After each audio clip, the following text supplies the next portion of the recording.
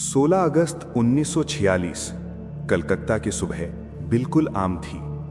हुगली नदी शांत बह रही थी। सड़कों पर हल्की हलचल थी। लोगों को लगा आज बस एक राजनीतिक हड़ताल होगी, नारे लगेंगे, भीड़ आएगी और शाम तक सब सामान्य हो जाएगा। लेकिन इतिहास जानता था ये दिन कलकत्ता के लिए मौत की दस्तक बनकर आ रहा है। अगले 72 घंटों में ये शहर अपने ही लोगों से डरने लगेगा। सरकारी रिकॉर्ड कहते हैं स्थिति नियंत्रण में थी, लेकिन अगर ऐसा था तो हजारों लाशें सड़कों पर कैसे पड़ी? अगर कानून जिंदा था तो शहर को एक आम आदमी क्यों बचा रहा था? आज हम उन फाइलों को खोलेंगे जो कभी पूरी तरह खोली नहीं गई। 1946 का भारत, ब्रिटिश हुकूमत अपनी आखिरी सांसें ले रही थी। कांग्रेस एक देश की बात कर रही थी। मुस्लिम लीग अलग पाकिस्तान की जिद पर अड़ी थी। राजनीति अब संसद में नहीं थी, वो सड़कों पर उतर चुकी थी। और जब राजनीति भीड़ बन जाती है तो सबसे पहले इंसानियत मरती है। मुस्लिम लीग ने 16 अगस्त को डायरेक्ट एक्शन डे घोषित किया।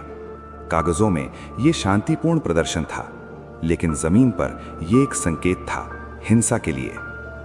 ब्रिटिश प्रशासन खामोश रहा और यही खामोशी सबसे खतरनाक हथियार बन गई। दोपहर होते होते नारे गालियों में बदले, फिर पत्थर चले, फिर चाकू निकले, घर जलने लगे, दुकानों के शटर टूटे और इंसान धर्म के नाम पर मार दिए गए। 3 दिन 3 रातें कलकत्ता नरक बन चुका था। लोग पूछते हैं पुलिस कहां थी? कुछ थानों में दरवाजे बंद थे, कुछ जगह आदेश का इंतजार हो रहा था, और जब आदेश आया तब तक हजारों जिंदगियां खत्म हो चुकी थीं। इतिहास इसे प्रशासनिक विफलता कहता है, पीड़ित इसे छोड़ दिया जाना कहते हैं। इसी आग के बीच एक आदमी लगातार सड़कों पर घूम रहा था। न नेता, न अधिकारी, न कोई हथियार। नाम गोपाल पाठाजी। जब लोग शहर छोड़ रहे थे, वो शहर के भीतर जा रहा था, क्योंकि उसने तय कर लिया था कि अगर आज कोई नहीं खड़ा हुआ तो कल कुछ भी नहीं बचेगा। एक गली, दर्जनों उग्र लोग, हाथों में हथियार और सामने एक निहत्था आदमी। गोपाल पाठाजी बोले, अगर किसी को मारना है तो पहले मुझे मारो। भीड़ रुक गई, डर से नहीं बल्कि साहस से। कभी कभी एक इंसान का खड़ा होना हजारों को रोक देता है। घर घर जाकर लोगों को छुपाया गया, घायल बच्चों को कंधों पर उठाया गया। धर्म नहीं पूछा गया, नाम नहीं पूछा गया, सिर्फ इतना कहा गया, यहां सुरक्षित हो। कुछ गलियां आज भी खड़ी हैं क्योंकि उस दिन एक आदमी दीवार बन गया था। 3 दिन बाद सेना उतरी, शहर शांत हुआ, लेकिन जख्म कभी नहीं भरे।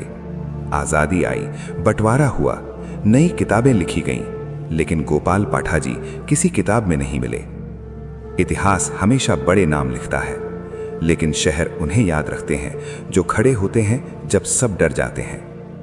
16 अगस्त 1946 को कलकत्ता को किसी सरकार ने नहीं, किसी सेना ने नहीं, एक आम आदमी ने बचाया। क्योंकि जब इतिहास खामोश होता है तब शहर अपने असली नायकों को खुद याद रखते हैं। गोपाल पाठाजी।